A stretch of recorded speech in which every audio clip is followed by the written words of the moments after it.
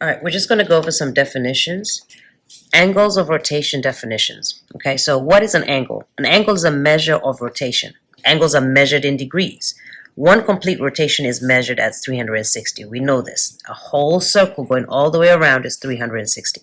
Angle measures can be both positive or negative, depending on the direction of the rotation. The angle measure is the amount of rotation between the two rays forming the angle. So this is a ray and this is a ray. As a matter of fact, they should really have arrows on the end for it to be technically a ray.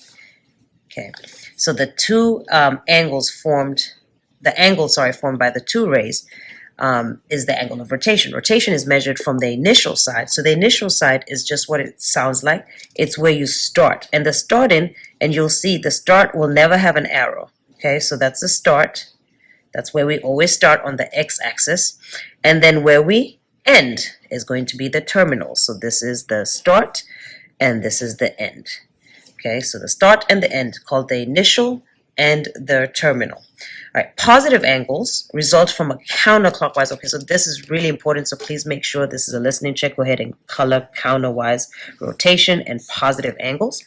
And negative angles, so take a different color and do the same thing, listening check. Negative angles result in a clockwise rotation. So if you look right here, if you're going counterclockwise, that's to the left, it's positive. If you're going clockwise, which is to the right, it's negative. So it's kind of opposite of whatever you would think.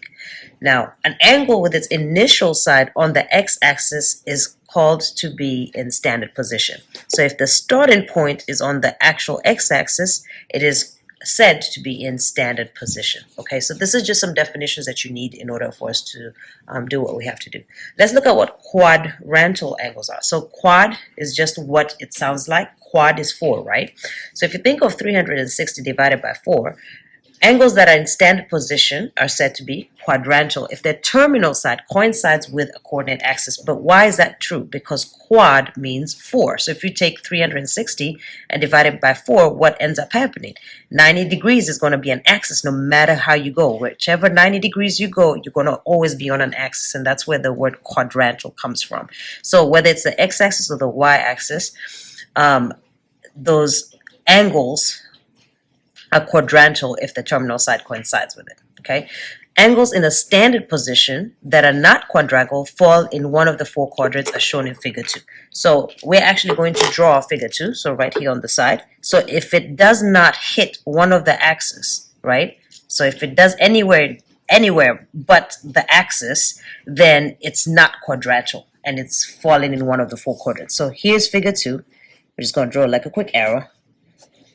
Okay, so if I drew an angle somewhere over here, for example, okay, say this was the initial side and it terminates. So initial, because it starts there, terminates where the arrow is. So that does not terminate on either one of the 4 axes. Therefore, it is not quadrantal. Okay, so where does this actually fall? So remember the quadrants starting from the x, it goes 1, 2, 3, and 4, going counterclockwise. So this one falls in 2. Okay, so this one is actually in 2.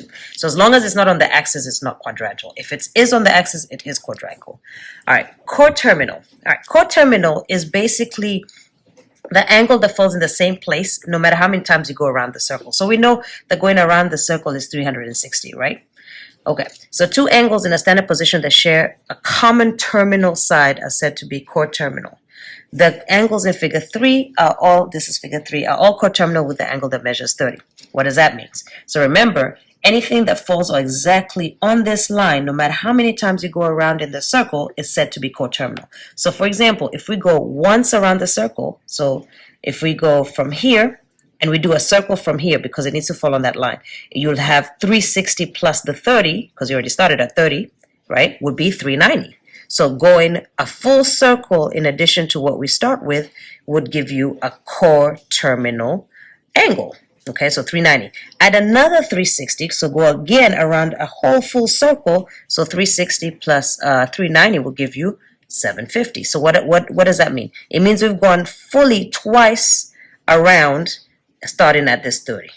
This one is a subtraction. Okay, so if you see a negative, it means obviously you subtracted 360. So you start at 30 and you keep subtracting 360, and that will give you coterminal the other direction.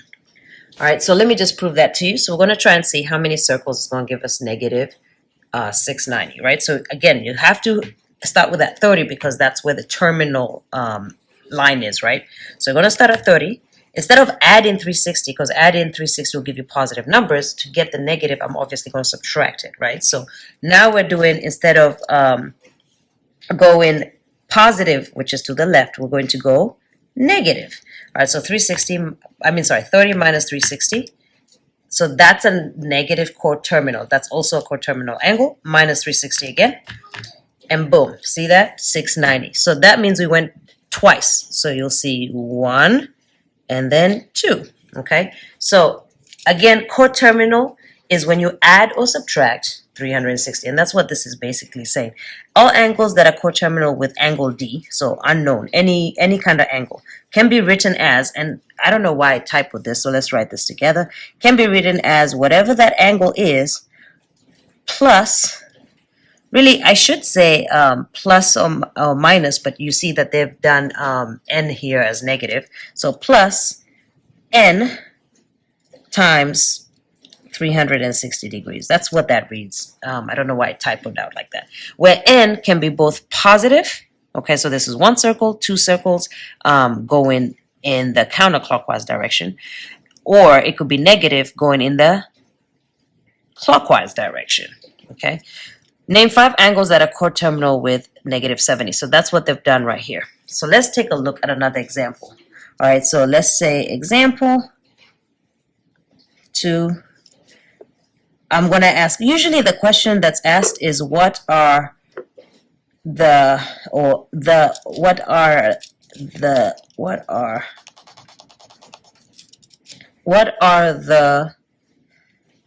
positive and negative coterminal angles of 51 pi over 20. So we did some in degrees, we're going to do some in pi. It's the exact same thing.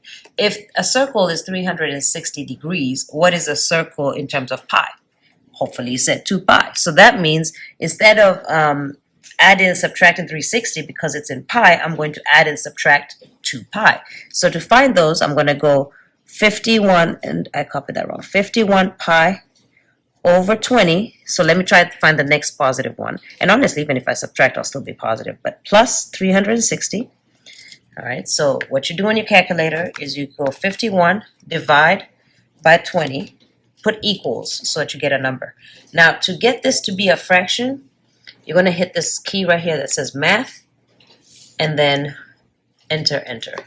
All right, math, enter, enter. So 51 over 20 plus, and I didn't mean to say 360, but what I meant to say is what? 2 pi, because we're talking in terms of pi. 2 pi. So plus 2. 91 pi over 20. So 91 pi over 20 is a positive coterminal angle of 51 pi over 20. Well, what is a negative one? So let's do one of the negative ones. So you start off with what the reference angle you have. And then now, instead of adding 2 pi, you're going to subtract 2 pi. So if I go back to my original fraction, which is that, and now instead of adding, I subtract 2, I'm going to get 11 over 20. Is that negative? No, 11 pi over 20 is still not negative. So I got to subtract another circle. And what is a circle again? 2 pi. So we subtract another 2 until basically you keep doing that until you get a negative. There it is. All right, so negative 29 pi over 20. So if the question asks you what is a positive and negative, you may have to do it more than once. So you're adding 360 or you're adding 2 pi. All right, this is very, very important. Reference angles, okay, are acute. Okay, acute means what? Less than 90. Between the terminal arm and the terminal side slash the terminal side and the x-axis. The reference angle is always positive. Okay, so it is always positive. This is a listening check. Color in, always positive. In other words, the reference angle is the angle which is sandwiched by the terminal side and the x-axis. It must be less than 90 degrees and always positive. So let's take a look at if it was in quadrant 1. So the way I like to think of it is here is your 90 degrees, right? Here is your angle. Is it easier or quicker to get to here, or is it quicker to go all the way around like this and get to here? All right, that was way too long going left. It's quicker for you to just fall this way. So it is closer to go that way, and that's your reference angle. Well, what if it's in quadrant 2? Well, let's take a look at it. So again, here's your 180. Here's your angle. Is it quicker to do this, or is it quicker to do that? Okay, hopefully you saw that that was way too much, right? It is closer just to drop it as quickly as you can to the x-axis. And again, the same thing here. So this one is on the bottom side. So if I do that, here's my terminal side. Is it quicker to go up there, or is it quicker to go round? Hopefully you said it was just quicker to get this way. So this is closer. And same thing if it's here, if it's in this quadrant 4, it is closer to get here. So whichever one is closer in order for it to get to your x-axis, that is your reference angle.